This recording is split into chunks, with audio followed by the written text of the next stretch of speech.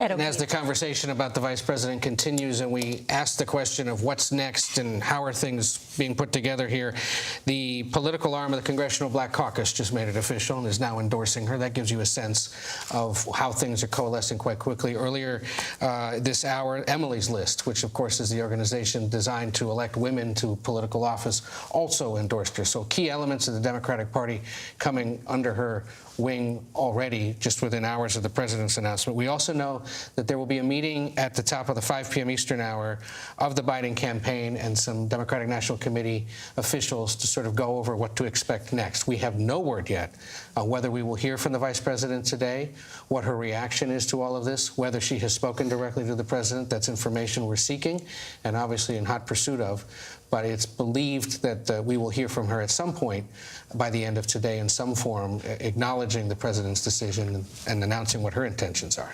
President Biden dropping out of the 2024 race for president and endorsing Kamala Harris. Those close to the president want the focus today to be on his legacy and what he has done for the American people. But already there is a focus on will Kamala Harris face any challenges in her effort to become the Democratic presidential nominee. So far, already a strong statement from the Clintons, a joint statement endorsing her as the next nominee. Ed O'Keefe. And now there's a lengthy statement from President Obama, which to my initial read has no endorsement of the vice president, but says in part, President Biden pointed us away from 4 years of chaos, falsehood, and division that had characterized Donald Trump's administration. Through his best policies and his example, Joe has reminded us of who we are at our best, a country committed to old-fashioned values like trust and honesty, kindness, and hard work, a country that believes in democracy, rule of law, and accountability. It says later, we will be navigating uncharted waters in the days ahead, but I have extraordinary confidence that the leaders of our party will be able to create a process from which an outstanding nominee emerges. I believe that Joe Biden's vision of a generous, prosperous, and united America that provides opportunity for everyone will be on full display at the Democratic Convention in August, and I expect that every single one of us are prepared to carry that message of hope and progress forward into November and beyond. For now, Michelle and I just want to express our love and gratitude to Joe and Jill for leading us so ably and courageously during these perilous times and for their commitment to the ideals of freedom and equality this country is founded on. No endorsement there of the vice president. So some new information coming to light to CBS News. Everyone now is watching to see how former President Trump handles this. Vice President Harris now likely the Democratic nominee. As we were in Milwaukee for the convention, Norah, who was perhaps the most influential person at that convention? Donald Trump Jr., the former president's son, who helped the former president pick J.D. Vance as his running mate. Donald Trump Jr. just texted me, CBS News, and he said, Kamala Harris, the vice president, owns the entire left-wing policy of President Biden. The only difference is that she is even more liberal and less competent than Joe, which is really saying something. She was put in charge of the border, and we saw the worst invasion of a terrible. He says she failed on the immigration issue. Donald Trump Jr. to CBS News already attacking in a very sharply worded text message to me Vice President Kamala Harris. If this is an indicator, this is going to be rough and tumble like we've never seen it. Not necessarily within the Democratic Party at the Unite, as we keep seeing in the minute by minute in the Democratic Party, but the former president's son, who is one of the most influential Republicans in the country, close to Tucker Carlson, close to his father, close to all these senators and governors, he is already attacking. Vice President Harris says she owns the entire policy of President Biden, even more liberal, and he's saying she's not competent. Oh, I remember the 2020 Republican National Convention, not the one we had last week, but in 2020, and the attacks against Kamala Harris then were very, very personal. Yes. They continue to be, and they were very tough on her record.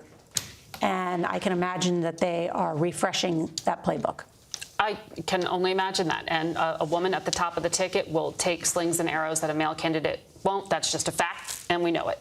So they're looking at the vice presidential candidate carefully. I will say, Bob, you know, even last night, Donald Trump at his rally in Michigan was already taking aim here, talking not just about her, but saying Democrats have problems. They don't even know who their candidate is.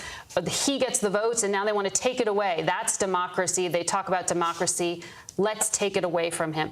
He was arguing that Democrats are undermining the Democratic democratic process by cutting the legs out from underneath their Democratic nominee. Now, in the bigger picture, we've been seeing in our polling this lack of faith, or lack, not just enthusiasm about candidates, but lack of faith in the voting system among younger voters who don't think that that is the way to affect change.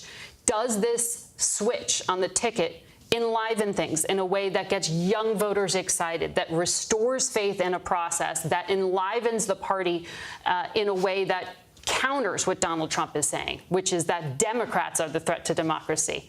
Well, that's why the president had to make this decision, is that the conversation had to shift back to the issues, or at least the record of Donald Trump, because the conversation was solely focused on the health of the 81-year-old president and whether or not he would continue his campaign.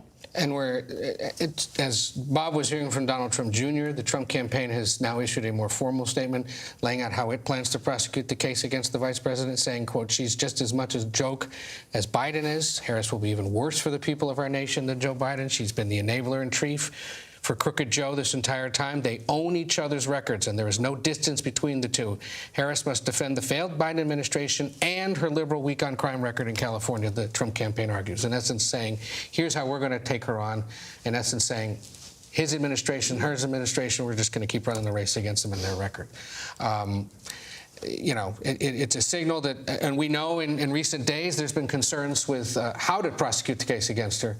But for now, at least, it looks like they just want to be consistent and say her record is his record.